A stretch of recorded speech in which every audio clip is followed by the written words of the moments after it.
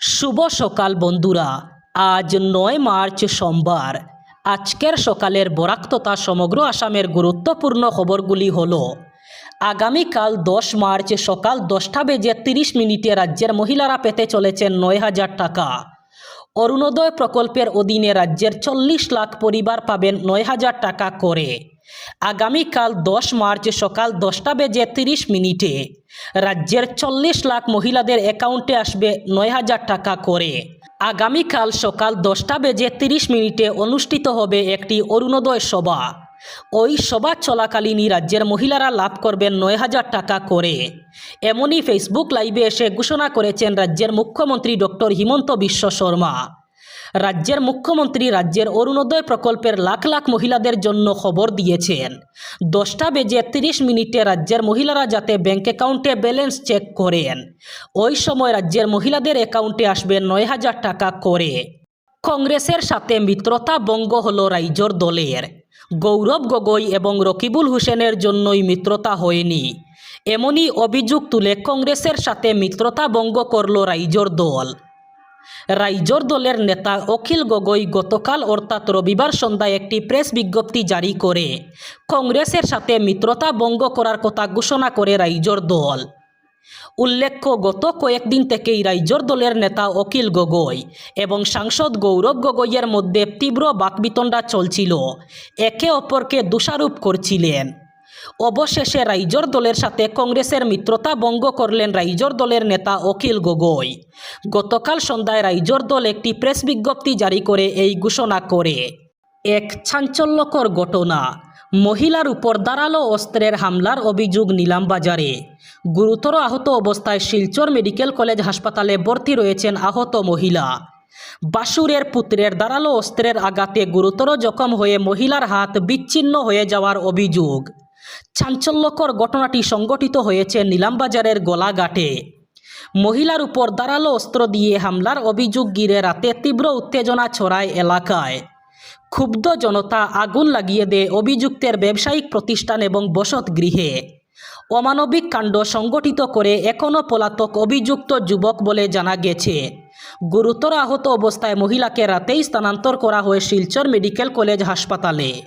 আসন্ন ২০২৬ সালের অসম বিধানসভা নির্বাচনে শিলচর আসনের জন্য বিজেপির আনুষ্ঠানিক প্রার্থী তালিকা এখনও ঘোষণা করা হয়নি, কিন্তু এর মধ্যে বিশেষ চর্চায় রয়েছেন বর্তমান বিধায়ক দীপায়ন চক্রবর্তী।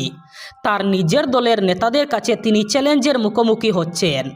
এর মধ্যে শিলচর আসনে সিটিং এমএলএ না নতুন মুখ আনবে দল, সে ব্যাপারে সর্বত্রই চর্চা চলছে। এ নিয়ে শিলচরে রাজনৈতিক পরিবেশ তীব্র উত্তপ্ত হয়ে উঠছে, কারণ দলের নেতা, প্রাক্তন বিধায়ক, প্রাক্তন সাংসদ শিলচর থেকে নির্বাচনে প্রতিদ্বন্দ্বিতা করতে টিকিটের দাবি জানিয়েছেন। পাশাপাশি এই আসনে দীপায়ন চক্রবর্তী যাতে আর দলীয় টিকিট না পান সেই চেষ্টা করা হচ্ছে। সর্বশেষ খবর মতে আগামী 14 মার্চ প্রধানমন্ত্রী নরেন্দ্র মোদী বরাক সফরে আসছেন। বিধানসভা নির্বাচনী প্রচার তুঙ্গে তুলতে আসছেন প্রধানমন্ত্রী নরেন্দ্র মোদী। শিলচর শহরতলি বিদুরাইল বাইপাস সংলগ্ন এলাকায় বিজেপির হাই ভোল্টেজ জনসভায় ভাষণ দেবেন প্রধানমন্ত্রী নরেন্দ্র মোদী। সেই সঙ্গে প্রধানমন্ত্রী মোদী গৌহাটি বরাপানি এক্সপ্রেস হাইওয়ে, পাতারকান্দির কৃষি বিদ্যালয় এবং শিলচর শহরের এলিভেটেড করিডোর তথা ফ্লাইওভারের ভিত্তিপ্রস্তর স্থাপন করবেন। রেশন কার্ডের গ্রাহকদের জন্য আবারও সুখবর দিলেন রাজ্যের মুখ্যমন্ত্রী হিমন্ত বিশ্ব শর্মা। সম্পূর্ণ বিনামূল্যে হবে রেশনের সামগ্রী। 1 টাকাও না দিয়ে এবার রেশন কার্ডের গ্রাহকরা লাভ করবেন ডাল, চিনি, লবণ এবং মিঠা তেল। বিজেপিকে ভোট দিলেই সব সামগ্রী ফ্রি করে দেবে সরকার। মুখ্যমন্ত্রী হিমন্ত বিশ্ব শর্মা এবার করলেন বড় ঘোষণা। তিনি জানিয়েছেন, বর্তমানে রেশন কার্ডে যে সামগ্রীগুলি পেতে হলে 100 টাকা দিতে হচ্ছে। বিধানসভা নির্বাচনে ভোট দিয়ে আবার বিজেপিকে জয়ী করলে বিধানসভা নির্বাচনের পর থেকে এইসব সামগ্রী বিনামূল্যে পাবেন রেশন কার্ডের গ্রাহকরা। বেঁচে আছেন নাকি ইরানের সর্বোচ্চ ধর্মীয় নেতা আয়াতুল্লাহ আলী খামেনি? অ্যাক্টিভ হয়েছিল খামেনির টুইটার অ্যাকাউন্ট। আত্মগোপন করে আছেন নাকি খামেনি? বিশ্বজুড়ে এখন শুরু হয়েছে এই চর্চা। আয়াতুল্লাহ আলী খামেনি বেঁচে আছেন নাকি? কারণ মৃত্যুর খবরের এক সপ্তাহ পরেও আজও পর্যন্ত খামেনির জানাজা অনুষ্ঠিত হয়নি। অতি সংগোপনে আত্মগোপন করে আছেন খামেনি, এমনই চর্চা শুরু হয়েছে। 2 দিন পূর্বে হঠাৎই সক্রিয় হয়ে ওঠে খামেনির টুইটার অ্যাকাউন্ট। টুইটারে খামেনির অ্যাকাউন্ট অ্যাক্টিভ দেখা যায়। উল্লেখ্য, এর আগেও খামেনির মৃত্যু হয়েছিল বলে প্রকাশ হয়েছিল খবর, কিন্তু খামেনি লুকিয়েছিলেন। কয়েকদিন আত্মগোপন করে আবার এসেছিলেন খামেনি। যদি এবারও তা হয় তাহলে এবার বিপদে পড়তে পারে আমেরিকা ইসরায়েল।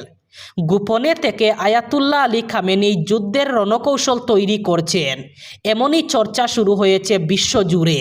বিগত 5 বছরে কাটিগড়ায় তৃণমূল কংগ্রেসের কোনো অস্তিত্ব পরিলক্ষিত হয়নি, কিন্তু নির্বাচন আসতেই কাটিগড়ায় তৃণমূল কংগ্রেসের দৌড়ঝাঁপ দারুণভাবে বেড়ে গেছে। তৃণমূল কংগ্রেসের পক্ষ থেকে এবারের নির্বাচন কাটিগড়ায় প্রার্থী দেওয়ারও কথা বলা হচ্ছে এবং প্রার্থী হিসাবে অবসরপ্রাপ্ত প্রশাসনিক আধিকারিক ফজলুর রহমান লস্করের নাম উঠে এসেছে।